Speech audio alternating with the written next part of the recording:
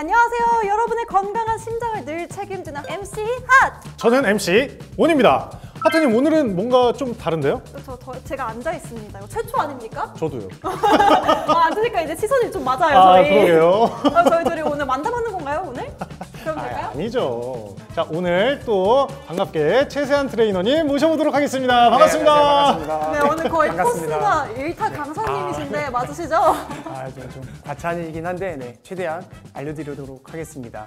지금까지 우리가 달리기에 도움이 되는 근력 운동과 부상 예방 운동을 함께 배워봤는데요. 오늘은 이론에 대한 내용을 조금 다뤄볼까 해요. 왜냐하면 무턱대고 달리다가 요만큼의 차이로 다치는 경우가 굉장히 많아서 기반을 다지는 시간을 가져보도록 하겠습니다. 그럼 뭘 배우면 될까요? 어떤 자세를 알려드리기보다 마인드셋을 좀 할 필요가 있으세요. 처음부터 너무 의욕이 앞서서 많이 달리고 그리고 빨리 달리시려는 분들이 굉장히 많은 것 같아요. 그래서 가장 쉽게 헬스장에서 하는 웨이트 트레이닝을 한번 생각해 보시면 될 것 같은데, 자, 헬스장을 갔습니다. 이제 운동을 해야지 라고 해서 바로 한 20kg씩 원판을 꽂고 벤치프레스나 스쿼트를 하지 않잖아요. 그 전엔 빈 바로 일단 접근을 하겠죠. 달리기도 마찬가지예요.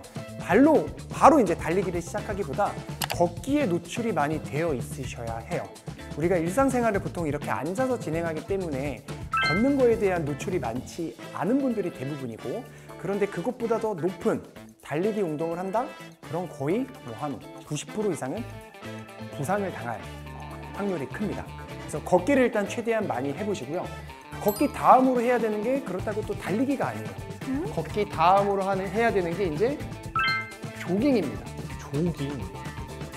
조깅의 정의를 조금 내리자면, 조깅은요 걷기보다 조금 빠를 정도예요. 그래서 한 페이스로 굳이 따지자면 한 8에서 한 10 정도 조깅을 해주시면 됩니다. 그래서 조깅하는 것 자체만으로도 발바닥이나 종아리에서 달릴 때 필요한 근육을 조금 더 많이 적응하는 시간을 가질 수 있고요.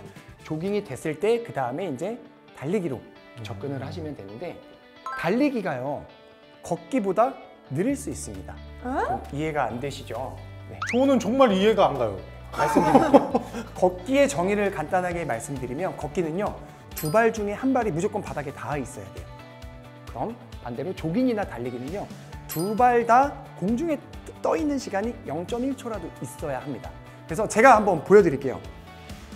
이게 달리기예요. 네. 이게 달리기면 양발을 동시에 떠 있는 시간이 존재하죠. 그럼 방금과 같은 속도는 사실 느려요. 초등학생이 지나가는 것보다도 느리게 가죠. 근데 왜 이렇게 하냐? 이렇게 하는 이유가 오버스트라이드를 방지하기 위함입니다. 이것도 한번 써볼까요? 앞선 시간에 계속 말씀드렸던 게, 한 발로 딱 착지를 했을 때 충격이 많이 온다고 했는데, 내 몸 중심선에서 하는 충격과 내 몸의 중심선에서 벗어난 충격, 이미 소리부터가 다르죠. 그러니까요. 깜짝 놀랐어요. 이 충격이 올 수 있다는 거예요. 발목, 무릎, 고관절에서. 그래서 이 오버스트라이드를 줄이기 위해서 우리는 조깅을 많이 해야 되고 천천히 달려야 되고, 달리기가 걷기보다 느릴 수 있다. 또한 이 오버스트라이드를 하면요 보폭이 길어질 뿐만 아니라 이 분당 회전수라고도 하는데, 이 템포도 되게 느려지게 돼요. 템포는 1분당 이 보폭수를 얘기를 하는데, 가장 이상적인 건 1분당 180번을 스텝을 하는 거예요. 즉 1초에 3번 스텝. 한번 잠깐 보여드리면, 하나, 둘, 셋, 넷, 이런 정도의 속도입니다. 이게 가장 이상적인. 네, 이상적인. 조깅? 네, 근데 꼭 이거에 맞출 필요가 없는 게, 우리 키에 따라, 다리 길이에 따라 조금씩 달라지게 되는데, 근데 이 오버스트라이드를 하는 분들은 보통 이게 되게 낮게 돼요. 쭉쭉 뻗으면서. 그러면 MC 온님은 저보다 훨씬 키가 크시니까 더 어떻게 조절을 하는 건가요? 보통 키에서 100 정도를 빼면 가장 이상적인 보폭이 나옵니다. 트레이너님, 혹시 아직 컨디션이 조깅할 만큼 좋지가 않으시거나 좀 불편하신 분들은 걷기만 해도 괜찮은 걸까요? 네, 맞습니다. 그래서 이게 심장의 부하를 점진적으로 하는 게 좋고요. 그래서 걷기만 해도 일단 괜찮다. 걷기만으로도 심박수가 올라가실 거예요. 이게 시간이 길어질수록. 그래서 심박수 체크를 마찬가지로 좀 해주시면 좋은데, 어떻게 하냐? 이런 게 없다면 말을 할 수 있을 정도까지만 걸어주세요. 예를 들면 내가 달리면서 좋아하는 노래를 부를 수 있을 정도까지만 해주셔도 돼요. 만약 이게 심장이 무리가 간다? 이거는 이제 좀 강도가 높은 상태라고 보시면 될 것 같습니다. 그거에 이제 조금 적응이 되면 그때 마찬가지로 조금씩 늘려나가시면 될 것 같습니다.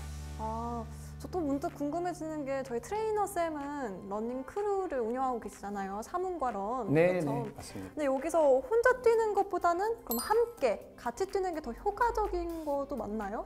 장단점이 있는 것 같아요.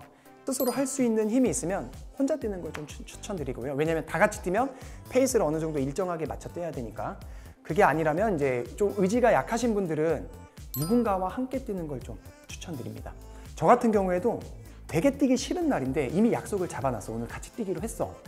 그럼 본의 아니게 어쨌든 약속을 지키기 위해서라도 좀 달리게 되고, 그래서 그런 습관을 들일 때는 같이 뛰는 것도 굉장히 도움이 돼요. 네, 저희 또 한국심장재단은 함께 걷는 걷기 대회가 있으니까요. 많은 관심 부탁드립니다. 네. 그러면 여기서 어떠한 기준점으로 좀 더 속도나 아니면 양을 늘릴 수가 있을까요? 강도를 올릴 때는요, 세 가지가 있습니다. 속도를 올리는 방법이 있고요. 달리기 속도, 또는 달리는 거리를 늘리는 게 있고요. 또는 빈도수를 올리는 게 있어요. 예를 들면 내가 일주일에 2번을 달렸는데 강도를 올리겠다? 그럼 나는 일주일에 3번을 뛰게 되는 거예요. 그죠? 근데 이 세 가지 중에 하나씩만 올리셔야 돼요. 예를 들면 달리기 속도를 올렸는데 거리도 늘렸어. 이러면 좀 부상이 올 수 있어요. 또는 오늘 평소보다 2배를 뛰었는데 일주일에 그렇게 2번 뛰다가 3번, 4번을 뛰었어요. 그럼 이제 빈도수도 올린 거죠. 그렇게 됐을 때는 또 부상 위험이 있을 수 있다. 그래서 달리기 속도를 올리거나 달리는 거리를 늘리거나 또는 빈도수를 올리거나 이 세 가지 중에 한 가지만 선택하셔서 올려보시면 될 것 같습니다. 네, 확실히 점진적인 증가가 부상 위험도 줄여주고 더 성장할 수 있는 발판을 만들어주게 되는 것 같은데요. 달리기를 할 때 혹시 되게 효과적인 호흡법이라든지 이런 부분도 혹시 설명해 주실 수 있으실까요? 제가 예전에 좀 들어봤을 때는 2대1 호흡법, 2대2 네. 호흡법 약간 이런 것에 대해서 좀 뭐예요? 들어봤었는데 네, 맞습니다. 미팅 네. 같은데요? 미팅은 아니고요. 맞아요. 들여 마시는 걸 이제 몇 번 스텝에 들여 마시고 내쉬는 거 어느 정도 스텝에 내쉬냐를 이제 2대2 비율 또는 2대3 비율 이렇게 하는데 맞아요. 그래서 들여 마시는 것과 내쉬는 호흡을 가장 접근하기 쉬운 건 2대2 비율입니다. 2스텝에 들여 마시고 2스텝에 내쉬고. 예를 들어 이해되시나요? 그러면 이런 식으로. 네. 2번 스텝에 들여 마시고 2스텝에 내쉬는 호흡이 가장 이상적이고요. 요걸 조금 평상시에도 해주시면 좋은데 평상시에는요 내쉬는 호흡을 조금 더 길게 가주시는 게 좋아요. 평상시에 코로 마시고 평상시에 호흡할 때도 하면 달리기 할 때도 조금 전이 돼서 효과가 좋아질 수 있습니다. 심폐지구력이 늘어난다라는 말씀이신가요? 맞습니다. 호흡 또한 좀 트레이닝이 필요한 부분인데 평상시에도 해주시고 달리기 할 때도 인지하시고, 가장 안 좋은 건 입으로 마시는 거예요. 입으로 마시면 되게 많이 건조해지고요. 이 산소에 교환하는 양 자체도 굉장히 많이 줄어들어요. 더 힘들고 더 과호흡이 되면 숨쉬기 바빠서 말이 안 나옵니다. 네. 그래서 어떻게 보면 말을 한다는 것 자체도, 말하는 건 이제 내뱉는 거잖아요.